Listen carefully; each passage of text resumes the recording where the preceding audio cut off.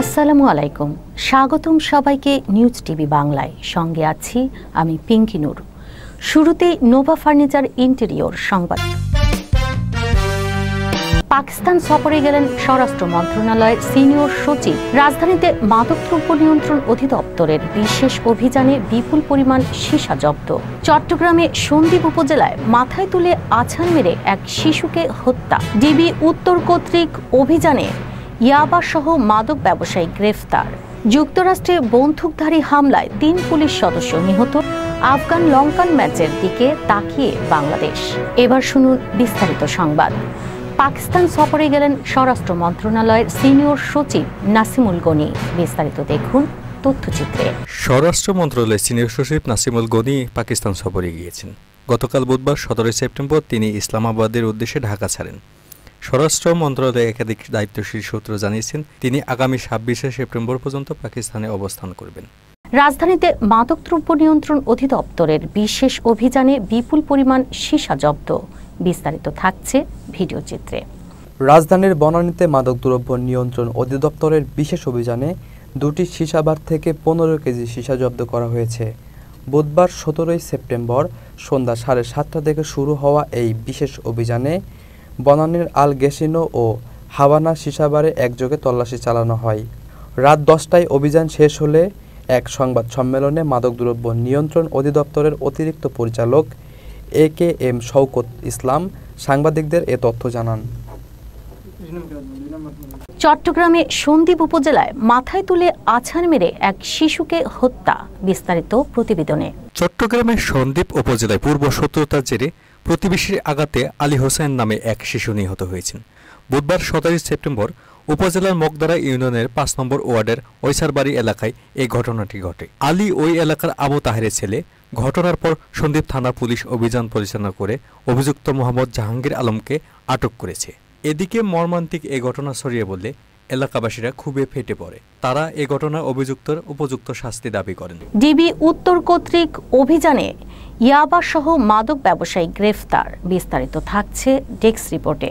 ঢাকা জেলা পুলিশের অভিভাবক জনাব Mohammad Anisuzzaman PPM police super Dhaka মহোদয়ের নির্দেশনায় বিশেষ অভিযান পরিচালনাকালে ঢাকা জেলার ডিবি উত্তরের অফিসার ইনচার্জ মোহাম্মদ জালাল উদ্দিনের নেতৃত্বে ফোর্সসহ বুধবার ১৭ সেপ্টেম্বর আশুলিয়ার বাইপাল পুরী বাজার রোড ডায়মন্ড মোড় জৈনিক মোতালেবের বাড়ির সামনে পাকা রাস্তার ওপর হতে মোহাম্মদ শিমুল খান বাগানবাড়ি ফজল পাগলার বাড়ির ভাড়াটিয়া ও মোহাম্মদ সাদ্দাম হোসেন ডায়মন্ড মোড় মোতালেবের বাড়ির ভাড়াটিয়া ৭৫ পিস ইয়াবা ট্যাবলেট সহ গ্রেফতার করেন।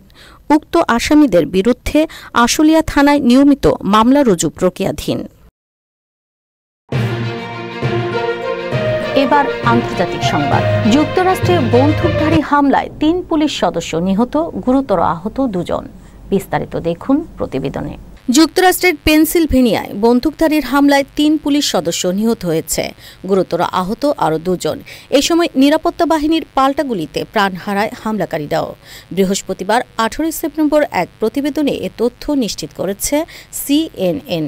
কর্তৃপক্ষ জানিয়েছে, স্থানীয় সময় বুধবার দুপুর ২টায় ইয়র্ক কাউন্টিতে এ ঘটনা ঘটে। এতে ঘটনাস্থলে মৃত্যু হয় ৩ জনের এবং হেলিকপ্টারে করে হাসপাতালে নেওয়া হয় হতাহতদের। এবার খেলার সংবাদ। আফগান লঙ্কান ম্যাচের দিকে তাকিয়ে বাংলাদেশ। বিস্তারিত দেখুন প্রতিবেদনে।